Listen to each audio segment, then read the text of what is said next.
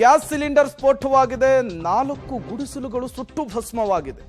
ಧಗಧಗನೆ ಹೊತ್ತಿ ಉರಿದಿದೆ ಗುಡಿಸಲುಗಳು. ಸುರಪುರದ ಮಲ್ಲಾಬಿ ಗ್ರಾಮದಲ್ಲಿ ನಡೆದಿರುವಂತಹ ಘಟನೆ ಇದು. ಮಲ್ಲರೆಡ್ಡಿ ಮಲ್ಕಪ್ಪ ಅವರಿಗೆ ಸೇರಿದಂತಹ ಗುಡಿಸಲುಗಳು ಅನ್ನೋದು ಗೊತ್ತಾಗ್ತಾ ಇದೆ. ನೀವು ಕೂಡ ವಿಜುವಲ್ಸ್ ಅನ್ನು ಗಮನಿಸ್ತಾ ಇದ್ದೀರಿ. ಸುರಪುರ ಅಲ್ಲಿ ನಡೆದಿರುವಂತಹ ಘಟನೆ. 4 ಗುಡಿಸಲುಗಳಲ್ಲಿ ಏಕಾಏಕಿಯಾಗಿ ಬೆಂಕಿ ಕಾಣಿಸಿಕೊಂಡಿದೆ.